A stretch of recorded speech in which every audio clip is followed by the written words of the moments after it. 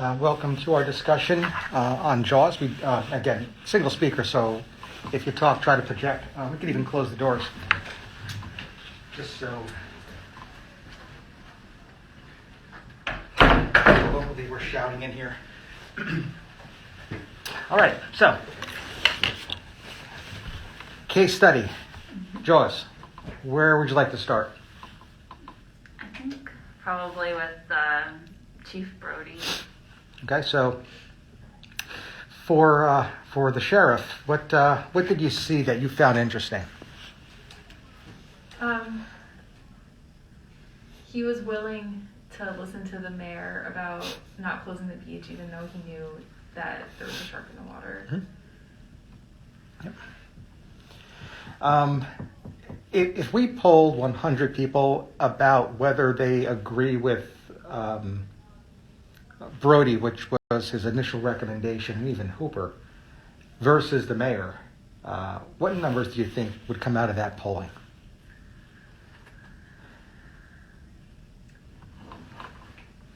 I would hope people would agree with Brody, but I could see people valuing like the money aspect and not wanting to close. And this is a random sample, so we're not gonna poll 100 mayors and governors. Mm-hmm. Random sampling. What's your gut say in terms of the breakdown of yes or A versus B? Makes me, if I was really thinking random sample, I would go with 50-50. Really? That's interesting. Like business people don't want to lose business. Well, I mean, we're all in the business of medicine. My gut says it's probably going to end up 80-20.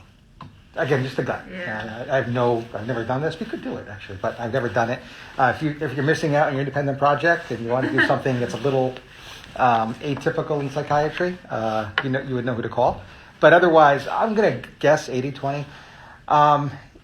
Irrespective of what those numbers are, I want to kind of try to remain neutral and really provide a psychiatric perspective to this. And it just introduces the idea of a systems approach to whether it's medical decision making, whether it's personal decision making, or making decisions as, let's say, a mayor. Brody gets this. So even though his professional opinion is A, he goes along with the mayor with at least being empathetic, if not respectful, of a more systems approach to the problem. We'll just kind of leave it there. So he's showing some level of insight and at least adaptability, irrespective of whether we agree with, and I'm not going to put any words in anyone's mouth, this group probably doesn't, with the ultimate decision. And I think it says a lot about him that he went along with what the mayor said, but then you see the next day at the beach, he's like trying to watch out for everybody. So it's like he I think in his head is able to like make this compromise that like, okay, I'll listen, but I'm also gonna try, which you can't do with one person obviously, but it like shows his effort that he was trying to go out there and still protect everybody. Right. Remember, the ultimate outcome of that was that shot when he's in that beach chair. And remember how that camera zooms in. Yeah. Is iconic. And the irony is that it was first used in the other movie we're going to discuss today, which is Vertigo. So these films are connected through that screenshot, the actual name of which I'm blanking on right now. But I referred to it yesterday. It was the end slide. And that particular shot of Brody on that beach in that chair with that zoom in shot is the net result of all of this, because similar to the movie Vertigo, where that type of camera angle is used to create that disorientation that is obviously reflected in the title of the film, Vertigo, so too, I think, is it very representative of our protagonist in Jaws' mental state, and that is one of anxiety. I know, by the way, Vertigo is about an anxiety disorder. So, if you've got this inner conflict, we have what the sheriff believes to be right. We have what ultimately he does. That's a conflict, that friction, that internal subconscious friction is referred to as anxiety, that term coined by Sigmund Freud. And that anxiety, I think, is illustrated in that camera angle because he looks disoriented. He looks dissociated, anxious. Right. So nice parallel with Vertigo. Again, a film also about anxiety. To be discussed later. That's 12:30. Refocus now on Jaws. So we have Sheriff Brody, and I think we just said that he appears anxious. Anything else? About him? Yeah. I mean, he definitely, they talk kind of about his like fear of water, so I'm assuming that there is, and they did mention why he was afraid of water. He said drowning. He didn't really, explain if he had like a almost drowning or if he witnessed someone drowning. I don't think they ever went into it, but he has a phobia of water, and that's obviously really important later on in the film when he is on the water, and he's able to, seems like, have exposure therapy, basically. That's exactly what happens. Yeah. And it's interesting that you actually mentioned whether or not it occurred, whether it was witnessed, because in 2022, as per the DSM-5 since 2013, doesn't matter, right? Psychiatry understands that whether you've experienced that trauma or witnessed it, you can still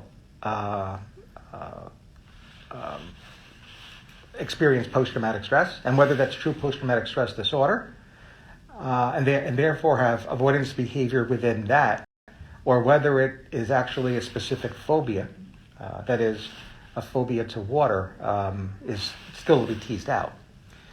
Might there be another reason other than drowning? I mean, that all of this has everything to do or is predicated on a reliable informant. Mm-hmm. I suggest that Brody's not reliable. And there's evidence in this movie when those three men, Brody included, of course, are on the Orca, that boat. And we have a dialogue between Quint and Hooper that Brody is clearly the third man out. He's the third wheel. They are comparing their war scars, right? Their battle wounds. And then Brody does something. He's off to the side on the left, and he does something, considers, and then reconsiders and doesn't follow through with it. And yeah. I don't remember what he did. As Brody and Quint are going scar by scar, Brody pulls up his shirt, revealing a scar in his lower abdomen. There's evidence that suggests that he too was a victim of a shark attack. Mm-hmm. And this may not have been drowning. Drowning may be a false memory, confabulation, or some other internal subconscious process. Nonetheless, his fear of water might be the result of having been attacked by a shark when he was younger, mm-hmm. which is interesting because that's the same exact history that we get from not only Quint, but Hooper as well.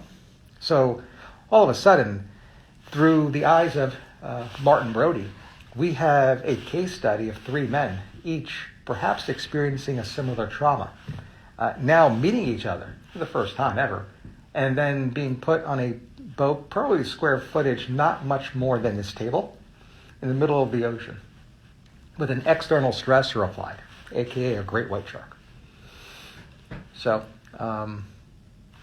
maybe Brody does have some element of post-traumatic stress versus specific phobia animal type. Mm-hmm. If he was truly attacked by a shark, if that is actually his history, and he's afraid of the water, what do we call that type of generalization? I kind of gave it away. There's two, I think, correct answers here. One is from behavioral theory, and the other more dynamic theory. Like conditioning? Yeah, as part of a conditioning paradigm. Usually classical conditioning, Pavlovian conditioning, stimulus generalization is the behavioral term. Mm-hmm. On the other hand, the more Freudian term might be displacement, right? Which, by the way, is the defense mechanism that really underlies all of phobic avoidance. Mm-hmm. If somebody comes in with a specific phobia animal type, perhaps the sharks, or any other type, a dynamic theorist, again, a Freudian or neo-Freudian would believe that the fear is not truly about the object, but that phobic object is just a displaced, externalized object of what the true internal fear is of, which is blank, whatever that might be. More on Brody?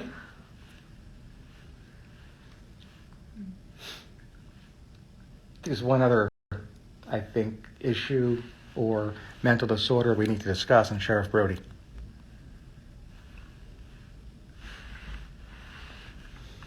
I think he may have alcohol use disorder. Oh yeah, yeah. He like pours that whole bottle and then like drink it. Yeah. Now again, I think when the real world sees this, especially back in 1975 for the first time, as this movie premieres, the automatic thought is any of us may have wanted to empty that bottle, given what this particular individual is going through. Maybe that's right. But we also see him drink during situations that are physically hazardous, and that is actually a defining criteria of alcohol use disorder. And that criteria set, an individual only needs to meet 2 criteria for threshold. Mm-hmm. So that's a consideration here, right? Alcohol use disorder. Now, if that is the case, and he truly did suffer and experience a shark attack when younger, I want to know how young. And I would like to know when the heavy drinking began. That is, might this be a form of self-medication? And might this be indicative of a failure to actually identify that anxiety disorder, or at least under management, it being undertreated? Right? So those questions I think need to be asked as well. Just bringing up a speed, we're talking about Sheriff Brody. Mm-hmm. We're identifying that there's pretty severe anxiety. Mm-hmm. We believe the anxiety perhaps is due to a prior episode of drowning as per the patient report. Mm-hmm. However, we also think that this particular patient might be unreliable and that he actually may have had a near drowning incident due to a shark attack. Mm-hmm. And evidence for that is the scar that he reveals to us, although he chooses not to reveal to either Quint or Hooper in that scene on the Orca. We also diagnose him with alcohol use disorder. Again, that's provisional. We really need to investigate this. Individuals do require 2 criteria. And just to provide some history of this condition, not Brody. This condition prior to 2013 was divided into 2 separate conditions. That would be alcohol abuse and alcohol dependence. The general idea is that abuse was a milder form, where dependence was the more severe disorder, largely due to that not always being the case and other factors as well. The American Psychiatric Association decided to combine the 2 criteria sets, create a pretty extensive criteria set, as you can imagine, that was literally twice as large as either of the 2 previously. They removed legal infractions and substituted it with craving. So, same number, 1 out, 1 in. Otherwise, that combination of what used to be known as abuse and dependence now is known as use disorder. So abuse/dependence replaced by use disorder. So alcohol use disorder is something we need to investigate here. Brody, anything else?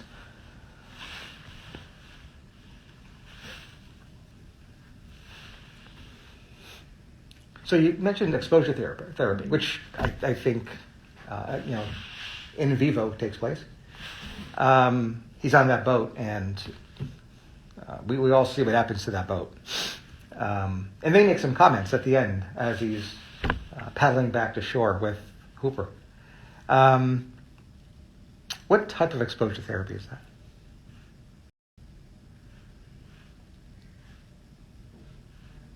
And I'll give you a hint. And that is, if this were done through guided imagery, it would be called implosion therapy. Right? So implosion is imagined. So the eyes match up. When it takes place in vivo, which it does at the end of this movie, it doesn't go by the term implosion therapy. So again, implosion therapy would be bringing Brody in, and in the office setting, having him perhaps in a recliner, maybe even a couch if you're old school. Some guided imagery, deep relaxation, and then with deep breathing, introduce the image immediately, right? Implosion. Clearly, the image, that great white, is introduced immediately in vivo in the movie. So we're not going to call it implosion. Instead, we call it flooding, which is incredibly ironic because that's exactly what happens. And so in a psychological as well as a very concrete way, flooding is demonstrated at the end of this film. Any other points about Brody? Who's up next? Next character? I wanted to mention I don't know her name, but the mother of the boy who was, The Mrs. Kittner? yeah, Mrs. Kittner. I thought it was interesting, like, how she acted out in response to her grief and, like, slapped Brody. I just thought that was an interesting, like, I was wondering if that would be considered as, like, a normal grief reaction or how we would go about. So I'm going to guess yes.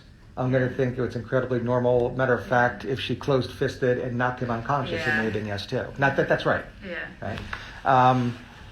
But from a psychological or psychiatric perspective, what we're looking at here are the stages of grief.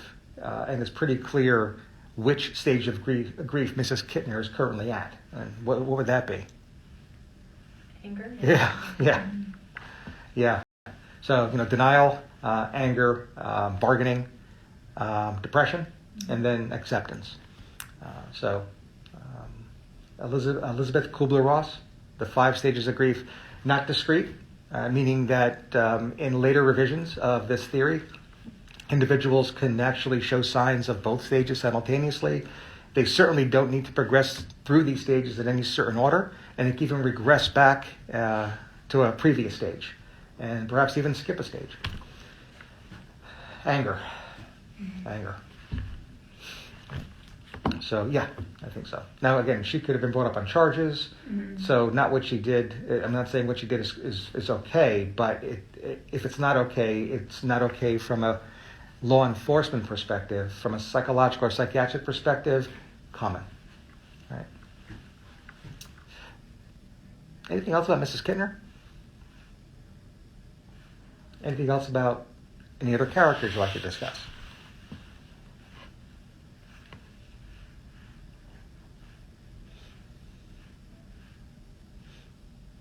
It's 2 main characters I'm gonna make you talk about, so you may as well flip a coin and pick one. Quint. All right, so let's again, this is audio only, no video, so I get to do this. We're going to go around the table. We're going to go from left to right. We're going to go clockwise. Yes or no? I do not want any more than one word. I do not want any more than one syllable. Yes or no? Do you like them? Yeah. Yes. Yes. Okay. So we have 3 likes for Captain Quint. All right. What do you think? What's going on here?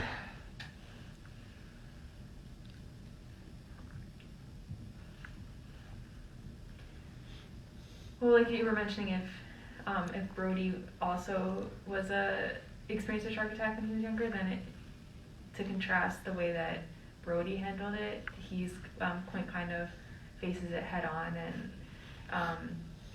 like actively seeks out ways to get over it. Like if he had a shark attack, so he's going to hunt sharks to help him, I guess, get over his. So somebody didn't read the textbook. I mean, Brody, avoidance behavior textbook.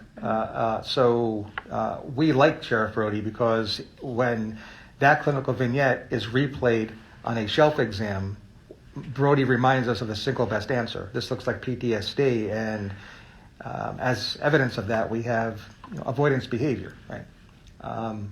Quint, if the single best answer is PTSD, some of us may get that question wrong because he's not showing avoidance. Matter of fact, he's demonstrating what is referred to as counterphobic attitude, which is literally the direct opposite, and that could get medical students confused and get shelf exam questions incorrect. So, for that reason, I'm not really a fan of Brody, but you guys like him, nonetheless.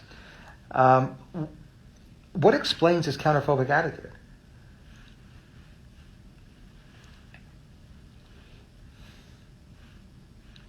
Defense mechanisms. Avoidance is the defense mechanism that is usually characteristic of post-traumatic stress disorder. That's fairly straightforward. So avoidance is a defense mechanism. On the other hand, when that defense mechanism is either exchanged for or overridden by another defense, we can see behaviors other than avoidance behavior. And in this situation, I think the single best answer of which defense is employed by the captain is really revealed in the not the opening scene, but the initial scene where the three men meet each other, and that's in that boathouse. So let me ask, as a psychiatrist, detective, what did you see? You were there.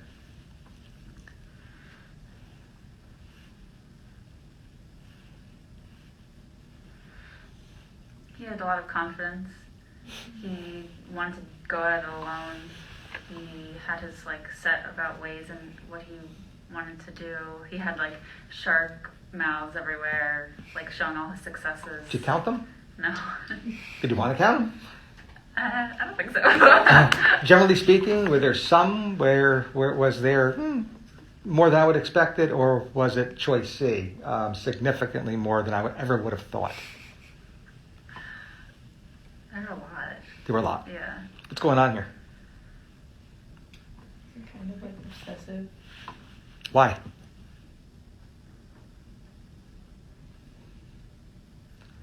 By the way, if you have a sea captain who is obsessive, that was the clinical term you used, and I don't disagree, who is obsessive and goes after the very fish that caused him so much pain, is that reminding you of any other story? An obsessive captain of his boat going after a fish that caused him considerable pain. It's a classic novel. Oh, I can't think of the name. It starts with "Call Me Ishmael." Yes, it does. I forget the name of it. Ishmael's one of the most famous orphans in literary history. Sorry, Annie. Right? Who was the answer to today's this morning? Yeah, it was Captain Ahab. That's Melville's Moby Dick, right? Jaws is a remake of Moby Dick, and Quint is a remake of Captain Ahab. He of the impaired gait, the ataxic gait.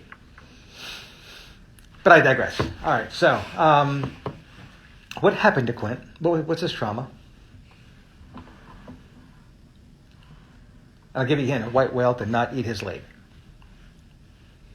We learned on the ocean, on the Orca. Matter of fact, it's the same exact scene when Brody semi-reveals his scar, rule out previous shark attack, where Hooper identifies there's a tattoo, and he makes fun initially, Mom, and it's revealed to be the U.S. Indianapolis, which Hooper instantly sobers up.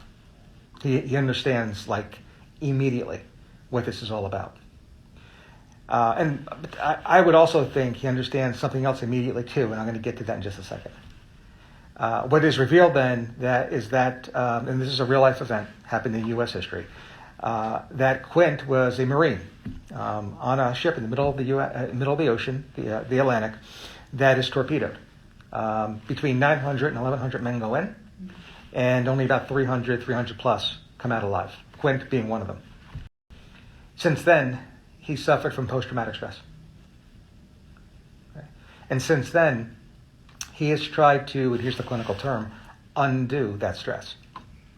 Undoing is that defense mechanism. Subconsciously, he believes that if he kills enough sharks, he will. Maybe it's the exact number that of his own comrades that actually died in the water that day. But irrespective, his idea, subconscious idea, is that by killing these sharks and putting them up as trophies, it will somehow undo that event. Does it work? It's not working. It's not working. So the counterphobic attitude, this particular character is running towards his phobic object instead of what we would all consider to be the right thing to do, which would be to avoid it, is largely due to undoing, somehow strengthening and overriding avoidance as the defense. That's exactly what's going on here. And now you understand that by this 25-footer off the shores of Amity Island, he realizes this is the big one. And this is the one that could get him over the top. This is the one that could finally undo that trauma. Right. So let's switch gears a little bit, and let's now fast forward to the end of this movie. Right. With that in mind, what do you think's going through his head as he's on the scene now? Remember, when they first spot this shark, I think Brody yells out, "This must be a 20-footer." The line immediately after is spoken by Quinn. Remember what he says? 25. Yeah. And that's supportive of his needing this to be the hugest, most mythical monster in history so he can go down and create this legacy that will undo his current legacy, which leads him to believe, and you've heard this through his own words, I'll never wear a life jacket again. So paraphrasing. Right? Matter of fact, there's even a scene where the boat inevitably is going to be sunk, and he glances at the life jacket and just continues on his way. What's all that about? He's like reckless because he has so much guilt about surviving. It's exactly right. I want to hear more about reckless. His life is like, I think if he died from a shark attack, that wouldn't be that bad for him. Like, he wouldn't. Go further than that. You're exactly right. Push that forward. If his life died from a shark attack, there's more to it than even that. He's like passively. I would say that he might be even more than passively. Yeah. Right. Matter of fact, Brody's wife knows this. Remember the scene where she says goodbye to him? Right? What does she ask him? What do I tell the kids? Oh, What do you think she's referring to? if he dies. When? She knows this. Matter of fact, she's the one that calls the ship. Mm-hmm. Right? And she's the one who's on the other side of that communication when that radio is damaged beyond repair by Quinn. She knows. And it's irony, Spielbergish. When that ship takes off, again, we're getting to camera angles. How do we see that ship leave the dock? Remember?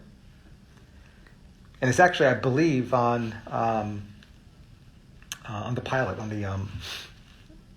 the short clip advertising the film. We see it leave the dock through the jaws that are up on that dock. Mm-hmm. Right? Very symbolic. Right?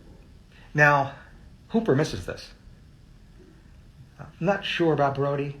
I think at some level he's missed this, but I think that conversation with his wife grounds him, albeit seconds away. I think there's something about Brody that he understands what now he's getting into, but decides to step on the boat nonetheless because there might be the belief that he can change the course. Hooper, on the other hand, just totally misses this. Mm-hmm. All right, so let's talk a little about Hooper, and we can get to why he missed this, or how could he have possibly missed this being a suicide mission. So what's going on with Hooper?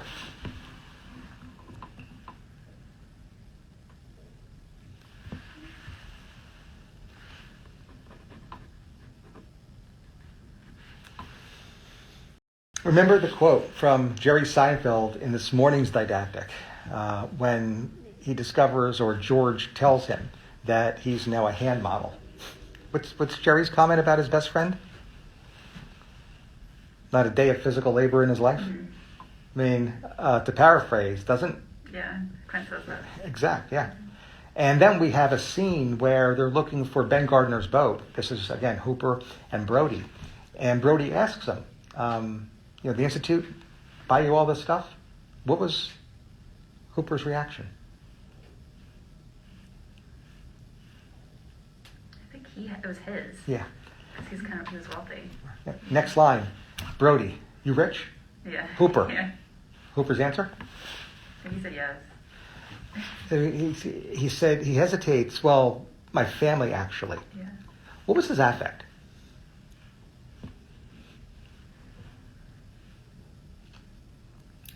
He's embarrassed by his family. Guilt-ridden over their wealth.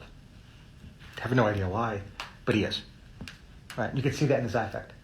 Right? Read that affect. It's night and day. And because of that, we begin to understand how he could have missed all the signs and actually put himself in danger's way by getting on that boat. This is not a character who understands Quint's motivation, but because of his job feels obligated to protect that beach, that community.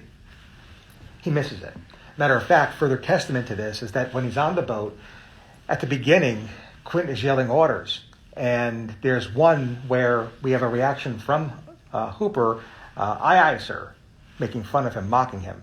Further orders, and then he makes a face behind his back. That's regression. That's what a child does to their parents. And in that very, very scene, we understand that Quint becomes a displaced father object. And that's the way that this character felt toward and probably acted against his father when he was young.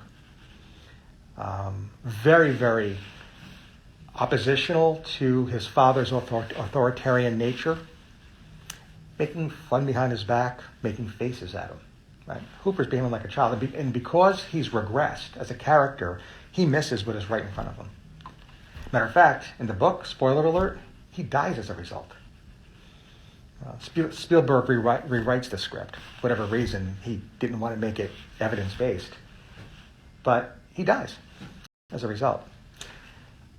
That scene when the three men are comparing their battle scars, and that SS Indianapolis tattoo is revealed, I said that Hooper snaps in terms of right back to sobriety.